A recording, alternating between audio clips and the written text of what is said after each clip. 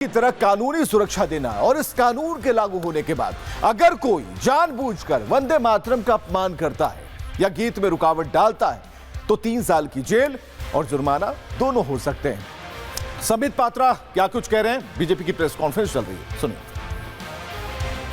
Stand and talk, वो खड़े होकर बोलने के लिए तैयार नहीं थे, शायद प्रिपेयर्ड नहीं थे और इस कारण से उन्होंने अपना भाषण नहीं दिया।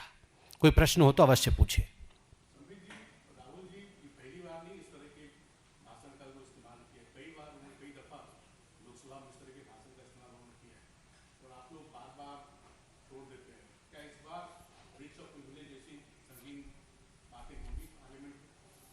देखिए, जहाँ तक ब्रीच ऑफ प्रिविलेज इत्यादि का विषय है, यह पार्टी के प्रवक्ता के नाते इसका निर्णय नहीं लिया जाता है। यह पार्लियामेंट्री अफेयर्स और बिजनेस एडवाइजरी कमेटी इत्यादि जो एक ढांचा बना हुआ है पार्लियामेंट में, वहाँ इसका निर्णय होता है, चर्चा होती है और उसके बाद वह विषय आगे बढ़ता है। तो मुझे लगता है अभी मैं उस स्थिति में नहीं हूँ कि भविष्य में क्या किया जाएगा या कल क्या किया जाएगा, क्या रणनीति रहेगी, उस पर कोई टिप्पणी कर सकूं, क्योंकि मेरा मैंडेट उसका नहीं है।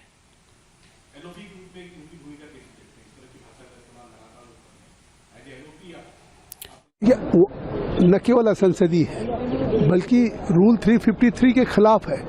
भारत के गृह मंत्री के खिलाफ अगर उन्होंने इस तरह का आरोप लगाया कि उन्होंने आदेश दिया, कोई ऐसा आदेश बिना 45 एमपी के बोलने के क्रम में आज राहुल गांधी जी ने भी भाग लिया और राहुल गांधी जी ने भी अपने मंतव्य को रखा, मगर हुआ वही जो हम सबको संदेह था, हुआ वही जो राहुल गांधी जी के साथ हमेशा होता है।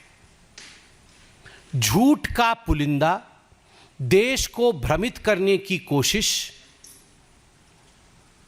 सदन के अंदर हंगामा खड़ा करने का प्रयास, क्योंकि आप झूठ, अमर्यादित शब्द, इन सब का प्रयोग करोगे तो सत्यापन के लिए आपको बोला जाएगा, अमर्यादित शब्द हटाए जाएंगे।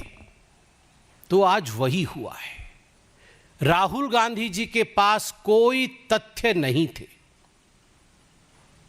राहुल गांधी जी के एक एक करके बिंदुवार, सिलसिलेवार तरीके से कहां कहां उन्होंने झूठ बोला और सत्य क्या है, मैं आपके समक्ष इस प्रेस वार्ता में रख रहा हूं। नंबर 1, और पूरे गंभीरता के साथ, यह प्रेस कॉन्फ्रेंस कोई साधारण प्रेस कॉन्फ्रेंस नहीं है। इस प्रेस कॉन्फ्रेंस में आज राहुल गांधी जी के उस तथ्य को, जो अतथ्य है और जो झूठ है, जिसको तथ्य के रूप में पेश करने की कोशिश पार्लियामेंट में की, कि स्टूडेंट्स के सदन मार्च, पार्लियामेंट मार्च के ऊपर गोली चलाई गई, इसका खंडन किया जाता है कड़े शब्दों में। आज राहुल गांधी ने कहा स्टूडेंट्स के ऊपर गोली चलाई गई। भारतीय जनता पार्टी स्पष्ट शब्दों में कहती है, आधिकारिक रूप से कहती है, सारे बातचीत के बाद कहती है कि गोली नहीं चलाई गई। राहुल गांधी जी ने झूठ बोला कि गोली चलाई गई, गोली नहीं चलाई गई। उन्होंने कहा कि गोली चलाने का जो फरमान था, जो ऑर्डर था, जो हुक्म था, वह देश के गृह मंत्री आदरणीय अमित शाह जी ने दिया। झूठ, क्योंकि गोली चली नहीं तो ऑर्डर कहां से आएगा। जहां भी कहीं मार्च या प्रोटेस्ट होता है, वहां अगर आर्म्ड फोर्सेस या पुलिस होती है, वहां एक मजिस्ट्रेट होता है जो वहां तत्कालीन, उस समय तत्क्षणात निर्णय लेता है, ऑन द स्पॉट निर्णय लेता है कि उस मौके पर लाठीचार्ज होना चाहिए या नहीं, कैसी परिस्थिति है, उस समय पर बल का प्रयोग होना चाहिए या नहीं। यह निर्णय देश के गृह मंत्री नहीं लेते हैं, वहीं मौजूद मजिस्ट्रेट लेते हैं। तो गोली चली नहीं, किसी ने गोली चलाने का हुक्म नहीं दिया और लोकल मजिस्ट्रेट मौजूद होते हैं। यह सब विषय नेता प्रतिपक्ष को मालूम होना चाहिए। और मैं नहीं कह रहा हूं कि मालूम नहीं होगा, उन्हें मालूम नहीं होगा भी।